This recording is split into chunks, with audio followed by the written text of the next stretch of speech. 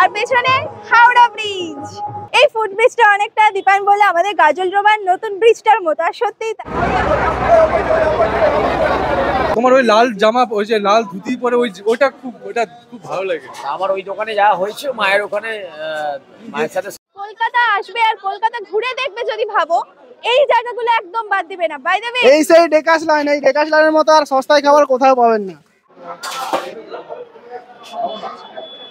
রীতিমতো টেস্টি।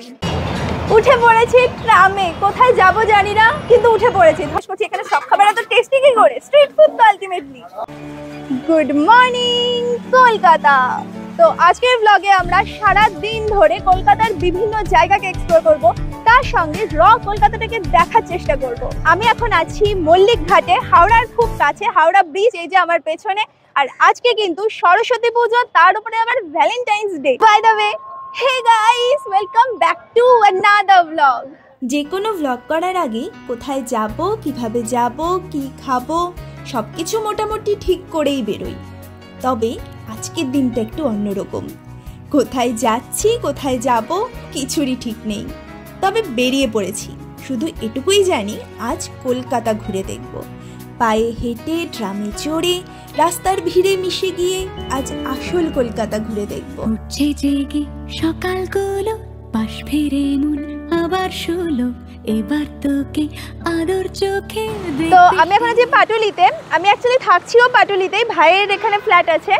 তো এখন এই যে বেরোলাম, আর সবার ফার্স্টে ব্রেকফাস্ট করতে হবে। তো আমরা ভাবছি যাদবপুরের সাইডে যাই, ওই দিকটাতে গিয়েই ব্রেকফাস্টটা করবো। তো চল এখান থেকে অটো ধরে যাদবপুর। তো চলে এসেছি আমরা যাদবপুরে, আর এটা এডবি বাস স্ট্যান্ড থেকে কিছুটা আগে। যে এখানে আমরা ধোসা অর্ডার করলাম, এখান থেকে আমি রেগুলারই ধোসা খেতাম যখন এখানে থাকতাম। তো ব্রেকফাস্টটা এখান থেকে করবো। বাই দ্য ওয়ে, এই পাশে যাদবপুর ইউনিভার্সিটি।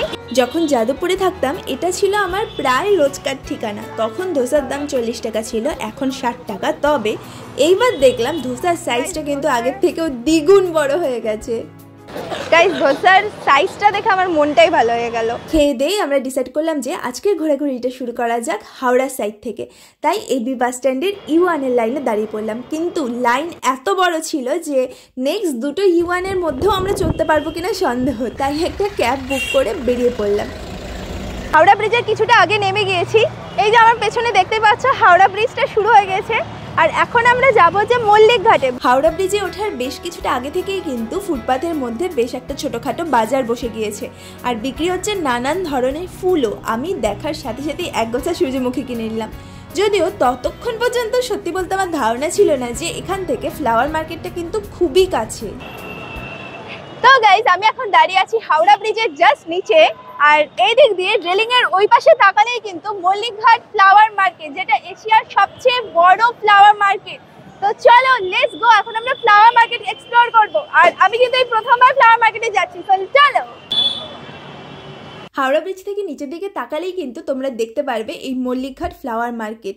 চারিদিকে শুধু ফুল আর ফুল, প্রচুর লোকের সমাগম। বস্তা ভর্তি ভর্তি সব গাঁদা ফুলের মালাগুলো রাখা হলুদ আর কমলা রঙের, দারুণ দেখায় উপর থেকে।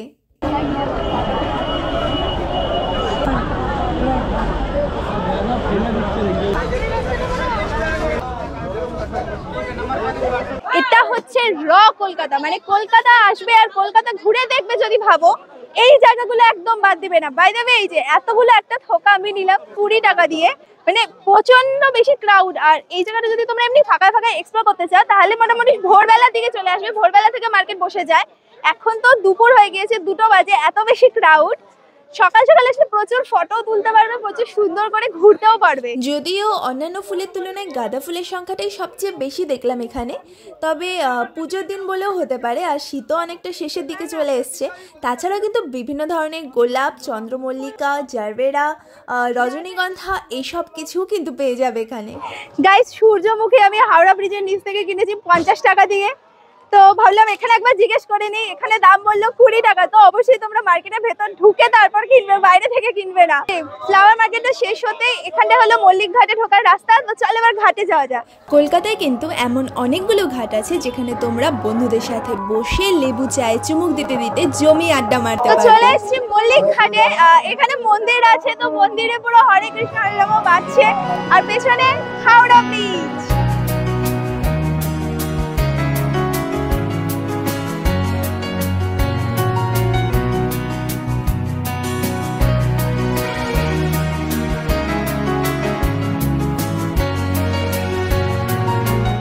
এই মল্লিকঘাট থেকে কিন্তু হাওড়া ব্রিজের ভিউটা অপূর্ব রকমের সুন্দর। আর এর ঠিক উল্টো দিকে গঙ্গার ওই পারেই হলো হাওড়া স্টেশন এবং হাওড়া ফেরিঘাট।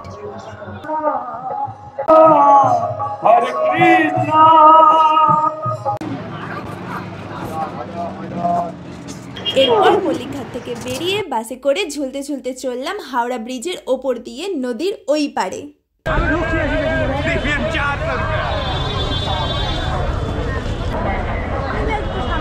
হাওড়া পৌঁছে মনে হলো একটু কিছু খাওয়া দাওয়া করলে ভালোই হয়, তো সামনে দেখলাম গরম গরম ডিম টোস্ট বানানো হচ্ছে আর তার পাশেই ঠান্ডা ঠান্ডা লস্যি। এত গরম রোদে ঘুরে বেড়াতে বেড়াতে লস্যিটা পেয়ে মনে হলো যেন প্রাণ খুঁজে পেলাম। যদিও টেস্ট ওয়াইজ খুব একটা ভালো না হলো, সেই মুহূর্তে এই লস্যিটা কিন্তু অসাধারণ লাগছিল। আর কলকাতার রাস্তায় কিছু খাওয়া দাওয়া মানে তো এই ডিম টোস্ট কিন্তু অপশানে সবসময় থাকবেই।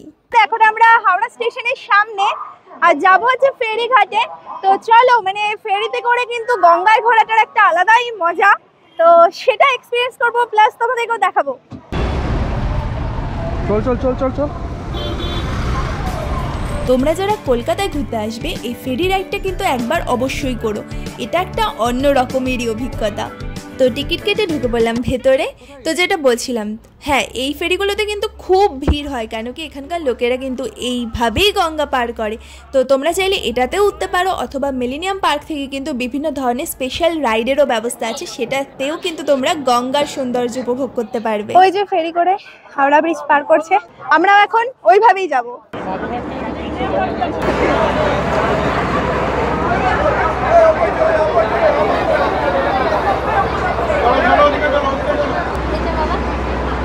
রীতিমতো ভিড়, আরেকটু হলে আমার ফোনটা পুরো জলে পড়তে যাচ্ছিল। টিকিট কত করে নিচ্ছে? 6 টাকা।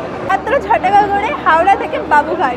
তবে যারা প্রথমবার ফেরিতে উঠবে, ওঠা নামার সময় কিন্তু প্রচণ্ড ভিড় হয়, তাই খুব সাবধানে পা ফেলবে। আমার নিজেরই আরেকটু হলে ফোনে ধাক্কা লেগে ফোনটা জলেই পড়ে যাচ্ছিল। এই ফেরিটা আরো দারুণ লাগে কিন্তু রাতের বেলা, যখন হাওড়া ব্রিজে এক এক কালারের লাইট জ্বলতে থাকে, পুরো লাইটের মাঝখান দিয়ে যখন যাওয়া হয়।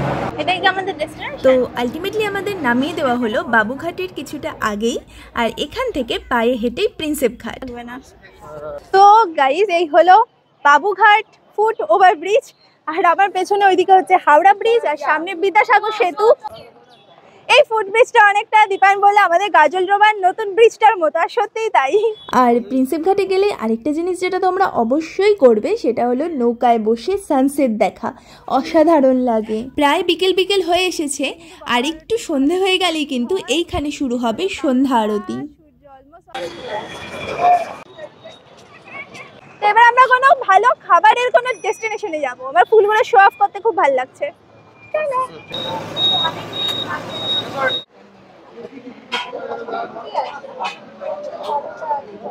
তো গাইস, লাঞ্চ করতে আমরা চলে এসেছি কলকাতার বিখ্যাত স্ট্রিট ফুডের গলি ডেকাস লেনে। তো লেটস গো। এই সেই ডেকাস লাইন, এই ডেকাস লাইনের মতো আর সস্তায় খাবার কোথাও পাবেন না। টেস্টি একদম সুপার, আর কোথাও পাবেন না বলছি তো আমি। এখানে কিন্তু একটার পর একটা কলকাতার সমস্ত ফেমাস দোকান আছে। ফার্স্ট অফ অল তো চিত্তবাবুর দোকান, যেখানে চিকেন স্টু আর ব্রেডটা খুবই ফেমাস, যেটা তোমরা অলরেডি জানো, বাট এখন বন্ধ।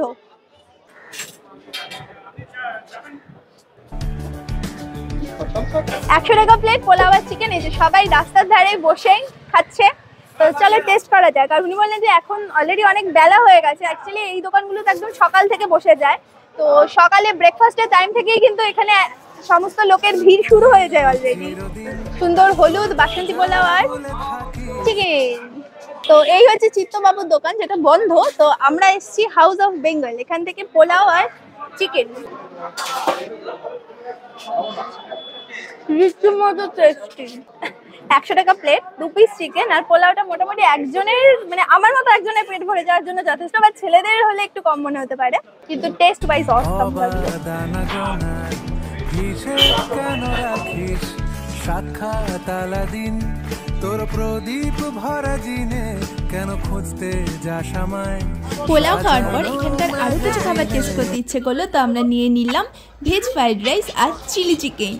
এটাও খেতে এত ভালো যে আমি ওকে জিজ্ঞেস করছি এখানে সব খাবার এত টেস্টি কি করে। স্ট্রিট ফুড তো আলটিমেটলি রীতিমতো ভালো। এটা 75 রুপিস। কটা পিস চিকেন আছে? 3 পিস চিকেন, বেশ অনেকটা ফ্রাইড রাইস, দারুণ লাগলো। এরপর ভাবো কার সাথে দেখা হলো, ফেমাস অ্যান্ড ভাইরাল অরুণদার সাথে। শিলিগুড়ি থেকে আসছি কিন্তু আমরা। শিলিগুড়ি থেকে হ্যাঁ তোমার ওই লাল জামা ওই যে লাল ধুতি পরে ওটা খুব ভালো লাগে। আমার ওই দোকানে যাওয়া হয়েছে, মায়ের ওখানে মায়ের সাথে সাক্ষাৎ হয়েছে। ধন্যবাদ। ওইটা আমার ভেজের দোকান আর এটা আমার নন ভেজের দোকান। আচ্ছা আচ্ছা এটা নন ভেজে? এটা নন ভেজের অবশ্যই। আসছি চলো। জয় মা তারা। কলকাতা আসলেন আমার ক্যাব বুক করে ওই এসি গাড়ির মধ্যে থেকে কলকাতা দেখা থেকে এইভাবে লোকাল ট্রান্সপোর্টে ঘুরে ঘুরে কলকাতা দেখতে আমার অনেকটাই বেশি ভালো লাগে।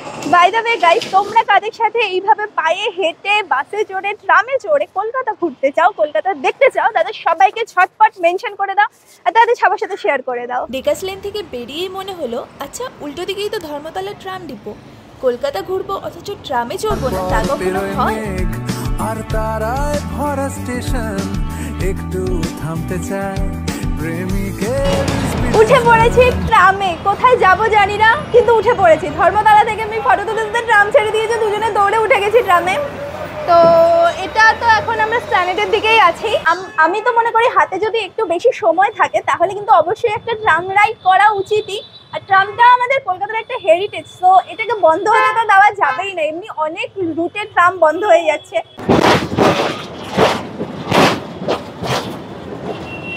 150 বছরের ইতিহাস নিয়ে কলকাতার রাস্তায় রাস্তায় রাজত্ব করে বেড়াচ্ছে এই ট্রাম। প্রথমে ঘোড়ায় টানা এবং তারপর 1902 থেকে ইলেকট্রিকের সাহায্যে। তাই এত বড় ইতিহাসটাকে মলিন হতে কিন্তু একদমই দেওয়া যাবে না। আচ্ছা, জানতে পারলাম হচ্ছে ট্রামটা গড়িয়াহাট অবধি যাবে, তো ভালোই হলো, আমাদের বাড়ির কাছাকাছি পৌঁছে যাবো। ভাবছি গড়িয়াহাট অবধি ট্রামে চলে যাবো। যখনই ট্রামে উঠি আমার কেন জানি না জিনিসটা খুব মজার লাগে, মানে এক্সপিরিয়েন্সটা কিন্তু দারুণ।